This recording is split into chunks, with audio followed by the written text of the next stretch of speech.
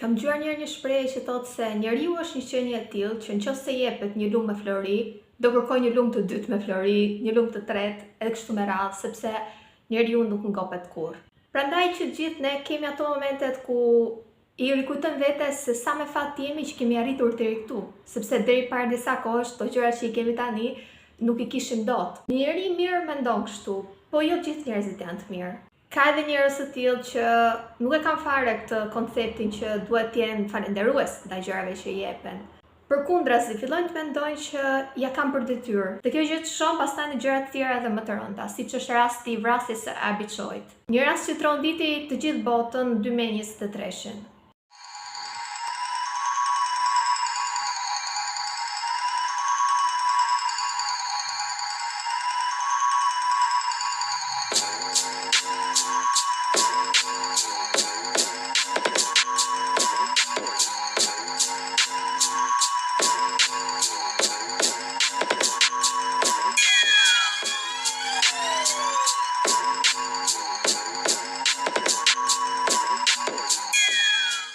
Hej, përshëndetje, mirë se erdhët në Mysteryland. Emri më shteri dhe ne këtu tregojmë histori true crime, paranormale dhe gjëra të tjera të ngjashme. Dhe pavarësisht se unë po buzëqesh tani, unë ndihem sikur po ha copa xhami. Nëse më shikoni që më zi flas apo kam vështirësinë të folur sepse kam një problem me shëndetin që nuk, do të thënë gjitha mua më ndodhen. E keni vënë re? Nuk ka ditë që unë vi këtu dhe nuk ju tregoj që jam smur ose më ka ndodhur diçka. Kam një gjë të vogël tek gjuha që nuk po më lë të flas siç duhet, kam dhimbje të tmerrshme sa herë që mbyll gojën, sa herë që flas, por sigurisht që nuk mund të humbisja edhe këtë herë mundësi për të sjellë një video. Teknikisht duhet kisha sjellë një video për kanalin tim në anglisht, por nuk e bëra dot pikërisht për këtë arsye. Dhe me shpresën që do kalonte, po nuk kaloi, kështu që duhet presim edhe ca. Thonë që kalon vetë mbas ca javësh. Por ndërkohë duhet vuajmë. Në qoftë se jeni të interesuar të blini varsën time ose edhe aksesorë tjerë që më keni parë duke i vendosur në videot e mia, janë të gjitha të punuara nga unë, mund t'i gjeni në Vinted tek linku që do ju lë poshtë tek përshkrimi i videos. Dhe pa humbur kohë, le të fillojmë me rastin e kësaj jave.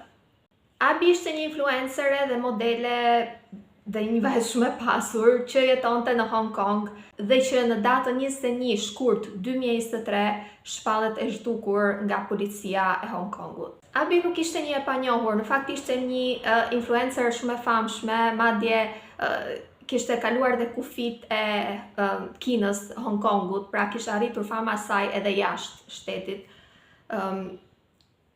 Por le të themi që parat e saj nuk vinin më shumti nga puna e saj si influencer. Në fakt ajo vinte nga një familje e pasur, që nuk ishte qenë gjithmonë e pasur. Abby lindi në 94-ën nga një familje që në fakt vuante nga vështirësitë ekonomike. Ndoshta kjo mendohet të jetë arsye sepse prindtë e saj ndahen dhe nëna e saj martohet me një person tjetër dhe bashkë me këtë personin tjetër që i bie të jetë njërku i Abbyt, ata ndërtojnë një perandori bashkë. I futen biznesit që të dy dhe arrin vërtet rezultate shumë të mira, saqë familja e Abbyt kalon nga një familje me vështirësi ekonomike në një familje që si thua jeton tashmë në luks. Por mos e mendoni Abby si atë vajzën tipike që ka para edhe një nxinj jetën njerëzve, absolutisht e kundërta. Të gjithë njerëzit që e kanë njohur Abbyn thonë që ishte një vajzë fantastike, shumë bujare. Abby kishte një shoqat bamirëse që trajtonte kafshët e rrugës, pra i merrte, i trajtonte, i paguante gjithë pjesën e trajtimit nëpër veteriner, gjëra që me siguri nuk i jepet shumë prioritet në ditët e sotme, por Abby nuk ishte kështu vetëm me kafshët, në fakt ishte kështu edhe me njerëzit. Ky është ndoshta edhe problemi, sepse kafshët kanë tendencë të jenë më besnike, ndërsa njerëzit nuk e vlerësojnë shumë kur ti bën gjëra për ta. Gjithçka fillon kur në moshën 18 vjeçare, Abby i tregon familjes dhe miqve të saj se donte të martohej. Një vendim goxha i nxituar për njerëzit e saj, sidomos kur marrin vesh se me kë donte të martohej Abby. Ishte një djalë me emrin Alex Kwong, me cilin ajo në fakt ishin moshatar, por kishte një diferencë shumë të madhe. Kwong vinte nga një familje e varfër, ndërsa Abby ishte një nga vajzat më të pasura të shtetit, si thua. Familja e saj ishte në të njëjtin nivel me kokat e shtetit, me pasanikët. Dhe sigurisht që për njerëzit rreth saj kjo gjë ishte çik alarmante.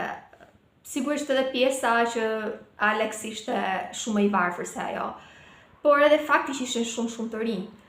E megjithatë Abby nuk i dëgjon, ajo ishte bindur që Alex ishte njëri i mirë dhe nuk i interesonte shumë kjo pjesa e parave që Alex nuk mund ta mbante.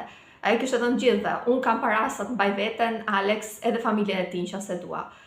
Dhe në fakt kështu ndodh vërtet. Ata martohen, bëjnë 2 fëmijë bashkë, por mbas disa vitesh në fakt kuptojnë që ajo martesë kishte qenë një gabim. Jo sepse kishte ndodhur ndonjë gjë e keqe, të paktën nuk ka dalë asgjë. Edhe miqtë më të ngushtë e Abbyt nuk kanë marrë vesh asgjë që mund të ketë ndodhur brenda asaj martese që e ka çuar drejt fundit. E megjithatë ata divorcohen, por mbajnë një raport shumë të mirë. Abby vazhdon të mbajë një raport shumë të mirë, jo vetëm me Alex, po edhe me familjen e tij. Me prindrit e tij dhe me vllajën e tij Anthony. Duket sikur Abby vërtet, domethënë, e ruante shumë këtë pjesën e familjes, i jepte shumë rëndësi familjes dhe në kokën e saj këta njerëz ishin familja e saj. Kështu që mbas divorcit Abby vazhdon t'i jap para familjes së Alex. Jo vetëm Alex, pra jo vetëm ish burrit saj sepse e kupton që sigurisht janë fëmijët në mes dhe ajo do të sigurohet që fëmijët e saj kur shkohen tek babi i kanë gjitha gjërat në rregull. Jo, ajo fillon të mbajë me lek edhe prindrit e tij, edhe vllajën e tij. Madje vllai i tij kishte pasur disa probleme me punën dhe Alex i kërkon Abbyt që t'i gjejë një punë dhe Abby i jep një punë, ndoshta punën më të besueshme që mund t'i jepte, një punë që kërkon një seriozitet shumë të madh, i jep punën e bodyguardit, të shoferit. Anthony e shoqëron Abby në çdo event, në çdo vend ku ajo shkon për të punojë, kudo. Bëhet shoferi i saj personal dhe dihet që mes të dyve kishin një marrëdhënie shumë të mirë edhe mbas divorcit me vllajën e tij në fakt. Anthony ruante një raport shumë të mirë. Në fakt disa ditë përpara shtukjes së Abbyt, Anthony kishte postuar në rrjetet sociale foto me Abbyn dhe kishte shkruar jemi si motër e vlla.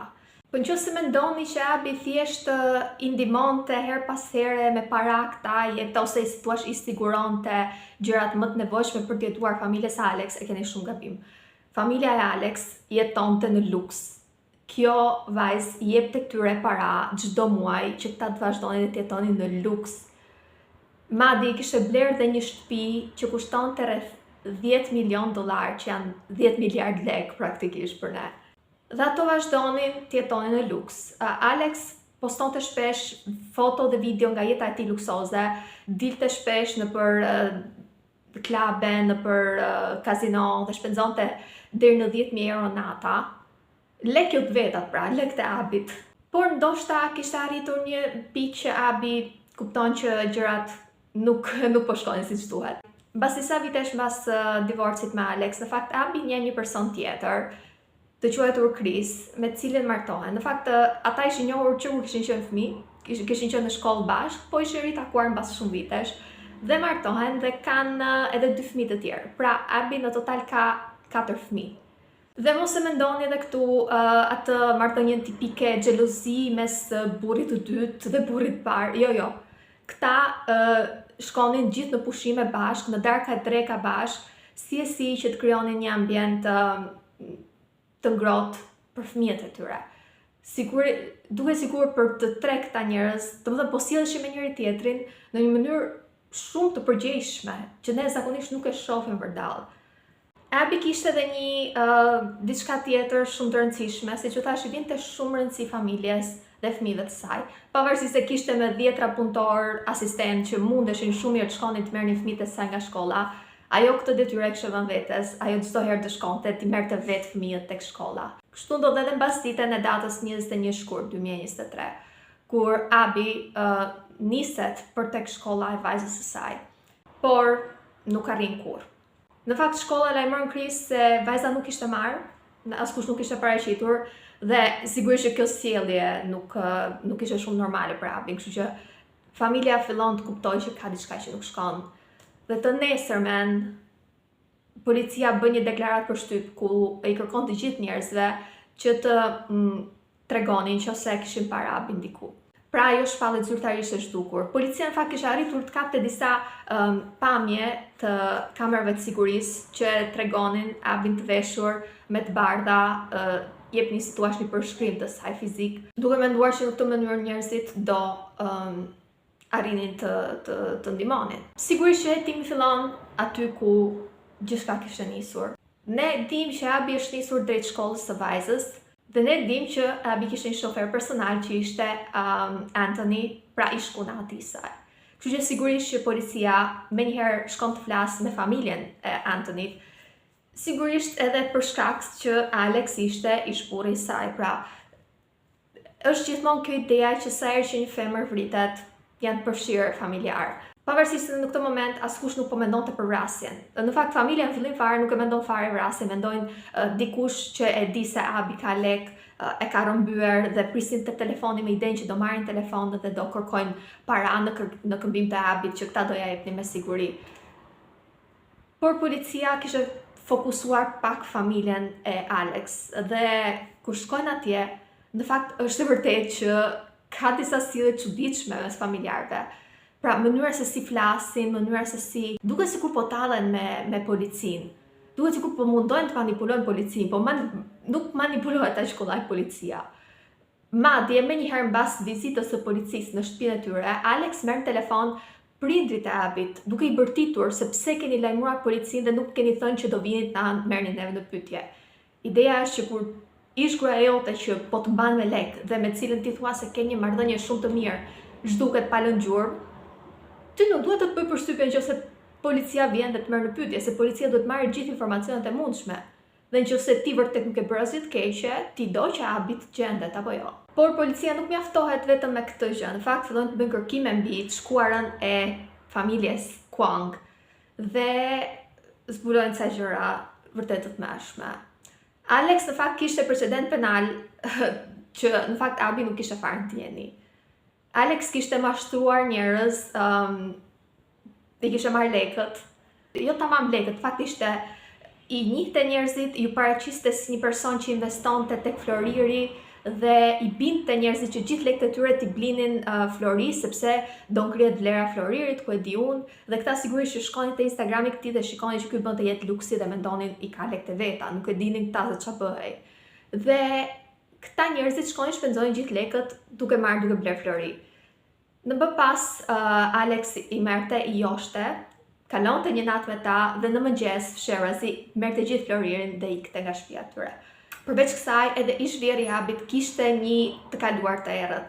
Ai kishte qenë shef policie dhe ishte pushuar nga puna për një incident me një vajzë. Një vajzë e cila ishte ngacmuar dhe abuzuar, kishte shkuar për të kërkuar ndihmë në polici dhe shefi i policisë ish vjerri i Abit, pra në atë kohë, në fillim e kishte afruar, ishte munduar ta ndihmonte dhe në momentin që vajza kishte besuar, edhe ai kishte abuzuar me të. Ky mendohet të jetë versioni real, megjithatë nuk është konfirmuar kurrë sepse nuk ka pasur një dënim dhe për sa kohë nuk ka një dënim konkret nga një gjyq, ose nuk i kanë dhënë rëndësinë e duhur, ose ndoshta nuk ka qenë vërtet kështu, nuk i dihet, po ky është pushuar nga puna, kështu që kjo mua më bën të mendoj që vërtet diçka ka ndodhur. Ja pse familja Alex ishte kaq e varfër, sepse babai i tij nuk arrinte dot të gjente një vend pune të qëndrueshëm. Dhe ardha e Abit në familjen e tyre kishte qenë vërtet një gjë fantastike, i kishte ndihmuar vërtet shumë. Problemi ishte që këta kishin shkuar nga 0 në 100, këta kishin shkuar nga duke bërë një jetë mizerabël, duke u larë në flori, duke bërë një jetë luksoze. Por policia vazhdon hetimet dhe në fakt merr vesh që familja kishte marrë me qira një shtëpi në periferi të Hong Kongut dhe fqinjët e kësaj lagje, si thua që jetojnë aty, kishin parë gjëra të çuditshme. E parë njerë kishin parë familjen, ish vjerrin e Abit që futej, dilte, pinte cigare aty jashtë, shtëpia kishte dritare të mbuluara, madje edhe tek dera, domethënë ishte një perde mbas derës. Domethënë ti hapje derën e shtëpisë dhe direkt ishte një perdë. Sigur kishin rrethuar me perde të gjithë shtëpinë. Pra nuk duket sikur kishin shkuar aty për të jetuar. E megjithatë ata shikonin familjarët që hynin e dilnin. Këtu nuk kuptohet mirë, janë disa versione. Një version thonë që disa fëmijë kanë thënë që kanë dëgjuar ulërima nga një shtëpia. Disa fëmijë të tjerë thonë që jo, nuk është e vërtetë, s'kemi dëgjuar asgjë sepse me siguri do kishim lajmëruar policinë. Gjithsesi, policia shkon te kjo shtëpi dhe ajo çfarë gjen aty është e frikshme. Në shtëpi gjen nga ato mushamat e shiut. Në shtëpi gjen grirse mishi, vegla për të prerë mishin, si thua ato vegla që përdorin këto kasapët që presin mishin, dhe gjejnë dhe çantën që kishte Abi atë ditë. Vazhdojnë akoma kërkimet dhe gjejnë gjë më të tmerrshme, gjejnë pjesë të trupit të Abit. Nuk është se gjejnë trupin komplet, gjejnë copa të trupit. Dhe i gjejnë në tenxhere, bashkë me perime. Duket sikur kishin tentuar ta gatuanin, dhe në një nga ato tenxhere gjejnë edhe kokën e Abit, që sigurisht ishte dekompozuar sepse e kishin tentuar ta gatuanin, por arrin ta identifikojnë që është ajo nëpërmjet dhëmbëve. Këmbët e saj gjenden në frigorifer, por pjesa e sipërme e trupit të Abit në fakt nuk u gjend, është gjetur vetëm koka. Sigurisht që policia që këtu e kupton që kjo familje, këta janë përgjegjësit kryesor për vdekjen e Abit. Dhe nëse mendoni që sigurisht ekziston dhe opsioni që mendojnë disa njerëz që këta që kanë vërtet çmendur dhe kanibal dhe ku e diu dhe kanë tentuar vërtet ta hajnë trupin e saj. Ekziston një teori tjetër që në fakt nuk është tamam kështu. Mendohet që kjo të ketë qenë një lloj tentative e dëshpëruar për ta fshehur, duke qenë se në këtë zonë ku janë ata ka kaq shumë njerëz, të fshesh një trup dhe të humbësh gjurmët është ekstremisht e vështirë dhe vetmja mënyrë është kjo. Lajmi i gjetjes së trupit të Abit trondit të gjithë njerëzit afër saj. Abi kishte bërë të pamundur për t'i ndihmuar dhe ja si këta e shpërblyen. Sigurisht që 3 pjesëtarët e familjes, pra 2 prindrit dhe vllai i Alex arrestohen menjëherë, por arrestohet vetëm 4 ditë më vonë edhe vet Alex në tentativë për të ikur. Një shumë të madhe parash me vete. Sigurisht që edhe Alex arrestohet, por arrestohen edhe 2 persona të tjerë, një pronar varkash dhe një grua që ishte e dashura e ish-vjerit e Abit.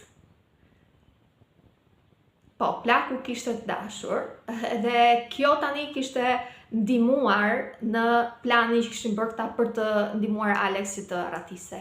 Por sigurisht që njerëzit po pyesin veten, ore, pse e kanë bërë një gjë të tillë? Çfarë ka shtyrë të bënë një gjë kaq të tmerrshme?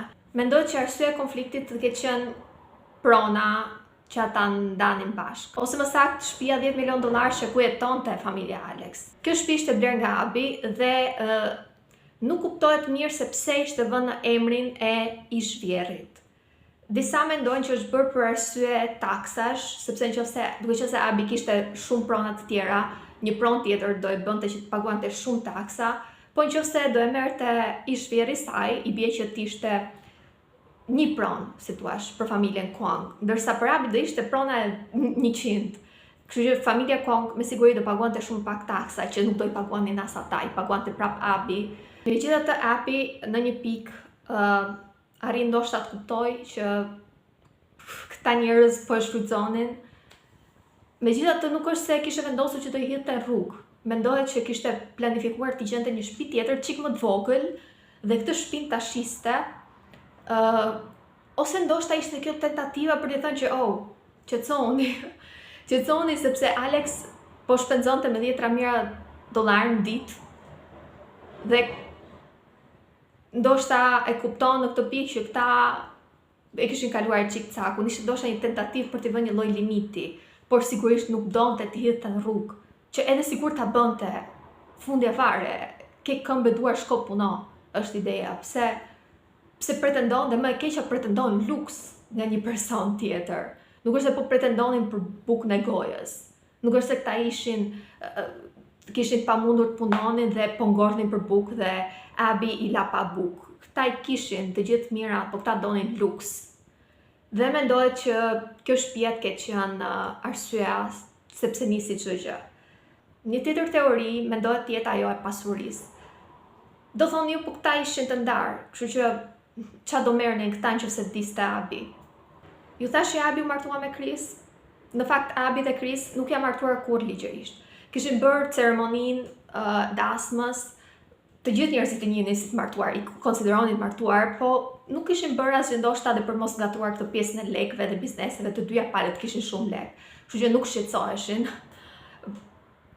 Por kishin vendosur pikërisht të mos martoheshin me ligj.